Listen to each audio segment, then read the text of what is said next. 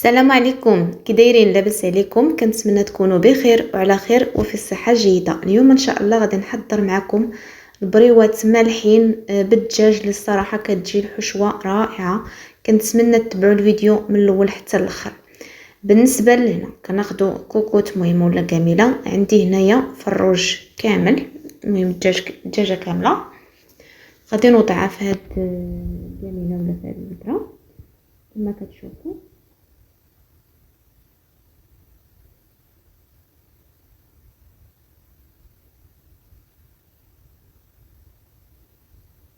بعد ما وضعت الدجاج هنا عندي واحد 3 ولا 4 دروس ديال الثومه اللي قطعتهم، عندي الكمون حبوب والحامض والملحه، وغادي نحتاجو الماء.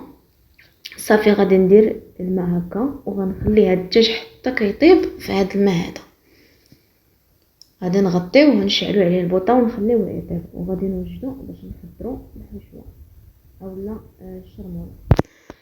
هنايا عندي القزبر والمعكنوس مخلطين، عندي واحد 3 دروس ديال الثومه اللي حكيتهم، عندي هنا حامضه مصيره كامله باللوب ديالها والقشره ديالها اللي قطعتها رقيقه، معلقه كبيره ديال الهريسه، واحد الضمه ديال الحوت الا كانت عندكم عطريه الحوت من احسن. صافي هنا وضعت سميتو. هنا بالنسبه للعطريه عندي سكنجبير، التميره، الكمون، الخرقوم والبصل. هنا عندي واحد 2 عصير ديال الحامض يعني نحط واحد 2 حامضات. صافي كنخلطو هادشي مزيان، عاد غادي نضيفو الزيت. بالنسبه للزيت كنضيفو واحد الكميه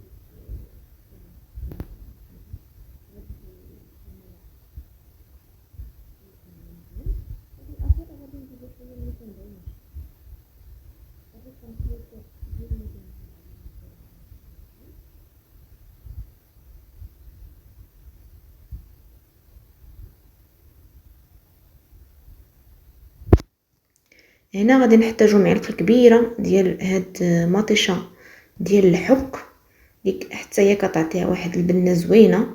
درت هنا معلقه ما عامراش، ولكن زدت واحد نص معلقه، تقريبا واحد معلقه كبيره عامره ديال هاد مركز الطماطم. صافي كنخلط جيدا، وغادي نزيد واحد شويه ديال الماء باش ان هذيك الشرمولات تكون شويه جاريه كما كتشوفوا. مهم نخلطها جيدا.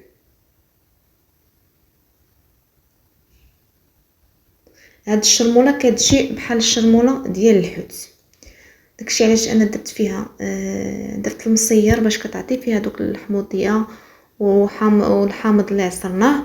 صافي خليت الشرموله جانبا. هنا كناخذ واحد الكيلو ديال البصله كنقطعوه يكون رقيق. هاد البصله صراحه كتجي في هاد الوصفه رائعه، يجربوها. كاين اللي غيقول لك ما غتجينيش مزيانه، وهذا الصراحه هاد البصله كتجي رائعه.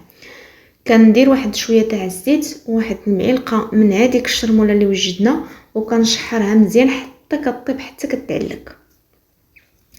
المهم غنخليها حتى هي فوق البوطه كتشحر. هنا الدجاج من بعد ما طاب كما كتشوفوا، هنا راه شرب ديك الميها بقات فيه شويه، هي فاش غادي نسلقوا الشعريه. صافي غناخذوا الدجاج ديالنا نحطوه هكا في شي صحن. صافي كنبقى نحطو بحال هكا كما شفتوا باش يبرد ونقيه من العظم.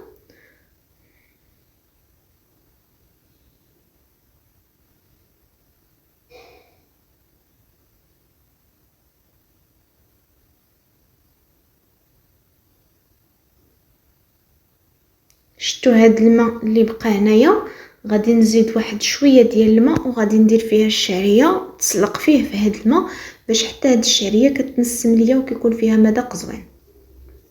زدت شويه الماء كما شفتوا معايا. غادي نفتح هاد العلبه ديال الشعريه. هنا درت كما كتشوفوا واحد 3 ديال المربعات ديال الشعريه. هذه ديال الروز، انا كنفضل هذه على هذيك الاخرى، كتعجبني الصراحه هذه. صافي زدت الماء وغنحط هادشي فوق البوطه حتى كيغلي يطبخ الماء، ونطفي عليه ونخليها واحد شويه ونصفيها.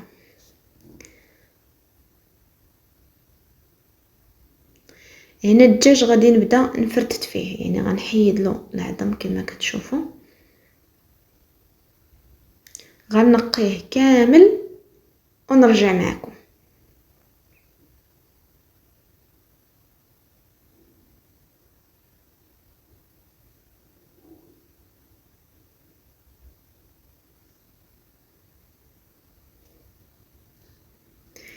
بالنسبه للبصله اللي قلت لكم شحرتها مع واحد شويه تاع الزيت وهذيك معلقه ديال هذيك الشرموله اللي حضرنا معكم، كنبقاو نحركوا فيها حتى كتعسل، كتولي بحال هكا، كتكون طايبه مزيان وفي نفس الوقت معسله. صافي هنا كندير واحد 2 معالق كبارين ديال هذيك الشرموله، وغادي نشحروا هنايا داك الصدر، عفوا داك الدجاج اللي طيبنا. المهم راه كما قلت لكم الدجاج طيبناه كامل، يعني ماشي غير الصدر، يعني راكم شفتوا. صافي من بعد ما فرتته كامل غادي نشحرو مزيان باش كيتشرب هذوك القوام ديال هاد الشرموله هادي. بالنسبه انا لهذا الحرور، يعني ديك المعلقه ديال الهريسه، اللي كيبغي الحرور يكون باين يضاعف. انا درتي معلقه كبيره ولكن راه ما بايناش حيت اصلا هاد الهريسه ما حراش بزاف. صافي كم بعد ما شحرنا الدجاج خليناه جانبا. هنايا عاوتاني غادي نشحرو سميتو الشعريه ديال الرز اللي سلقنا من بعد ما صفيتها وقطعتها طبيعه الحال. انا درت كما شفتوا معايا درت 3 ديال المربعات ديال سميتو، ما بغيتش تكون تاني الشعريه غالبه على الدجاج، تقريبا نفس الكميه. صافي حتى هي كنحركها مزيان حتى كتشرب ليا هاد القوام اللي ضفنا ديال الشرموله. المهم كنديها ونجيبها مزيان.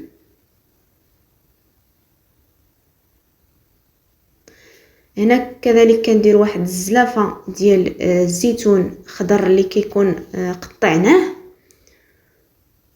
هذا هو اللي كيعطي فيها ديك الحموضه تكون باينه صراحه. غير هاد الزيتون حاولوا تغسلوه مزيان باش تحيدوا منه ديك كتكون فيه الملحه، كيكون مالح. صافي انا كنصوتيه حتى هو مزيان في هذيك الشرموله. صافي هنا من بعد ما خلطت كل شيء، خلطت الزيتون، خلطت البصله، خلطت الدجاج والشعريه، كنزيدوا شويه ديال المعكنوس في الاخر ونخلطوا العناصر كاملين. انا هنا هاد الشرموله وجدتها في الليل وعمرتهم كذلك في الليل حتى الغد ليه عاد طيبتهم. انا راه الليل فاش كنت نعمر تنمونطيهم زعما. هنا خديت الورقه كبيره، كنحتاجو كيلو ديال الورقه اللي كنقطعو على 3 بحال هكا. صافي كنجمع دوك الزوائد الاخرين، دوك الطريفات الاخرين، نبدا بهذا. صافي غنحلها كامله باش كتجيني الخدمه سهله.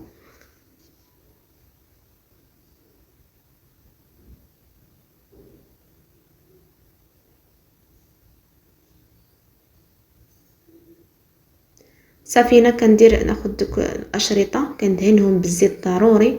هنا مدابزه تنقول فين هو الجهه اللي كتكون المسا والجهه اللي كتكون حرشه. صافي كندهنهم بالزيت مزيان وكنهزو في الحشوه ديالنا، كنهز انا غير هكا بيدي باش نعرف القياس. نتوما تقدروا تهزوا بالمعلقه، كل واحد كيفاش كيفضل الخدمه ديالو. صافي كنبقى نضربهم بحال هكا اليمين اليسار حتى كنساليهم. بالنسبه لهنا غنلصقهم بالطحين والماء، اللي بغات تلصقهم بالبيض تلصقهم. صافي كنبقى مستمره اخوتي بحال هكا. انا هاد البريوات راه كيجيو كبارين ما كيكونوش صغيورين. صافي كندهن هكايا شويه هاد الحاشيه هادي.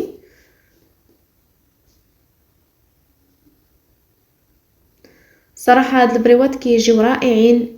بالنسبه لأنا ما درتهمش ما قليتهمش في الزيت، درتهم في الفران، ولكن راه الصراحه كيجيو رائعين، يعني حاجه ديال الفران ماشي هي ديال القلي.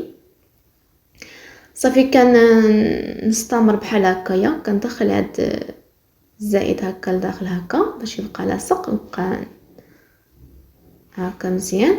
صافي كنستمروا اخوتي بحال هكا. غادي نعاود معكم وحده.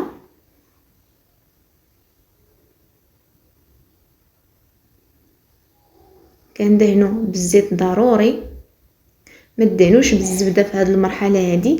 الا درتو الزبده غادي تقطع لكم الورقه، راكم عارفين سيرتو الزبده الا بقى فيها الماء من احسن تدهنوا بالزيت باش كتجيكم مقرمشه. صافي كنبقى مستمره بحال هكا. هنا راه كنتقطع عليا الفيديو بهذا الشكل اخوتي، راه باينين وساهلين. صافي هنايا غادي ندير شويه ديال الطحين ضروري باش انهم يلصقوا. صافي كنستمر بحال هكا خوتي حتى كنسالي هاد الحبات اللي عندي كاملين. هنا كما شفتوا معايا كيجيو بهذا الشكل، كيجيو هكا كبيبرين والشكل ديالهم كيكون باين وزوين. صافي كنستمر بحال هكا على ما نسالي هاد الكميه اللي عندي ونرجع نتلاقى. كنتمنى منكم اخوتي تشجعوني باللايكات ديالكم فضلا وليس امرا. صافي هنا اخوتي بعد ما ساليتهم كما شفتوا ستفتهم هكا في الطبيصيل، غنغطيهم هاد الفوقانيين حتى هما بالسلوفان وغندخلهم للثلاجه حتى الصباح ونطيبهم. هنا الغد ليه الصباح كتاخذوا هكا واحد 100 غرام ديال الزبده كتذوبوها كتدهنوهم كاملين من الجهتين، يعني ضروري كدهنوهم يعني بواحد الكميه ديال الزبده لا باس بها باش انهم يجيو محمرين بحال مقليين وفي نفس الوقت كيكونوا مقرمشين. صافي اخوتي كنستمر بحال هكا حتى ندهنهم كاملين وندخلهم الفران. الفران يكون سخون والنار تكون مهيله باش كيطيبوا على خاطرهم ويتحمروا. ونرجعوا معكم بعد ما نحمرهم في الفران. اللي بغات تقليهم يعني راه بحال مي الفران كيكونوا صحيين احسن.